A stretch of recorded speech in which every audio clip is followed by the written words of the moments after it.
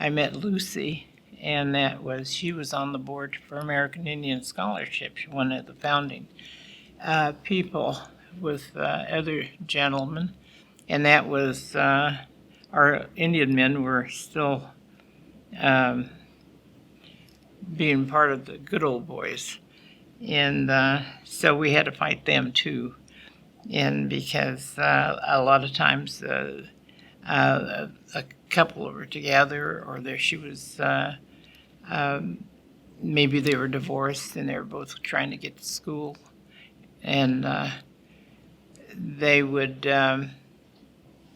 say, well, the man should get the biggest amount of money, and we'd have to say, well, the women have to too, and they have the children, and we had a big fight, about that. But she was really good, and she was very graceful, very, very graceful lady. I think that people would have learned a great deal if they'd ever met her, because she knew everybody in Washington, because we always got these nice grants for American Indian Scholarship, and it was her doing. When she went to Washington, she's the one that knew everybody and how to get the money back. And so there's a lot of people that went to school because of her efforts. We learned a lot how to go and be gracious to people. And I don't know if I'm as gracious as I'm supposed to be, but that's probably being an Indian woman. You get kind of smarty too. And so anyway, she knew all the congressmen and who to go to. And when I first came on, John brought me on, and I met her, and she was really pleasant to me. And that's when, like I said, the good old boys were still alive and kicking. So we'd have to fight those guys and argue with them. And so naturally we become fast friends, and when you fight together, that's good. And she was just a beautiful person, inside and out, and you can see that picture of her with those twinkly eyes, out back when she's even on the boat out there, the outrigger, you can see their twinkling eyes. She was a good pal to be with, and we had a great time in Hawaii. The Bureau was starting to terminate the tribes, and so, but there were so many things they needed. They promised education. You had to have a house and a water and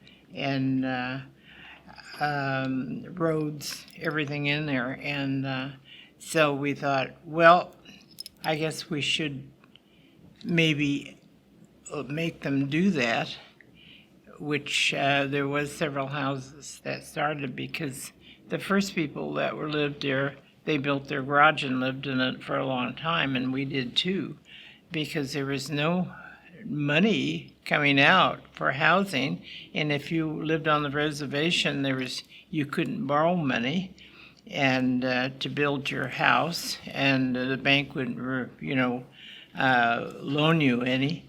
And I know our congressman wanted to go look into it, and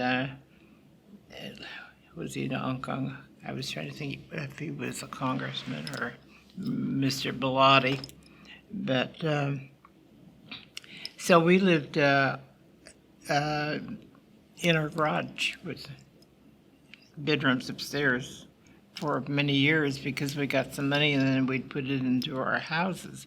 And if anybody wanted to know how come Indians lived in these awful places, we did pretty good at the Rancheria, because all of our people have always had to work, and they still do. The older ones always worked, and so we applied for our termination. I guess they wanted us to terminate, and we were going to do it.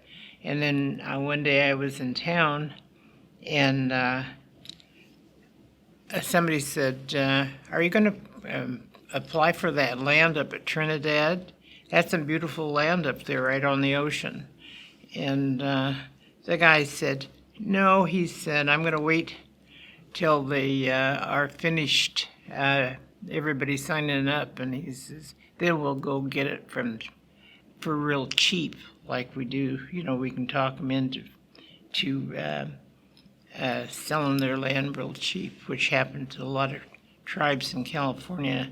Like there was about 28 of them, and they had prime land down in grape country, and the guys were waiting right there at the bank to give them $10,000 for prime land, and they should probably get a couple $100,000 or something. And so I went back and told our council what I heard, and so he said, "Well, we'll stop it then, we'll reverse it." And there was a guy named, I think his name was John Crow. He was an Indian man, and he was going to make us go through on it.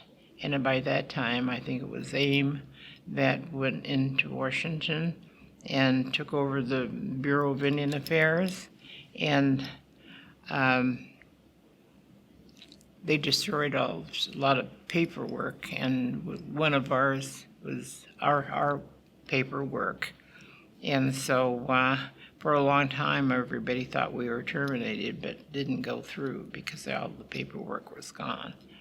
And so that's why now we're busy,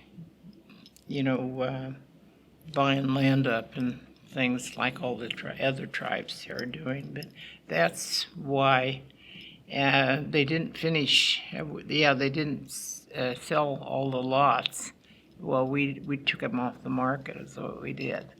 And so, as I understand, Lucy used to sell a couple cows and get some money to go back and lobby Congress, and she was good at it, and she let us know how to do it.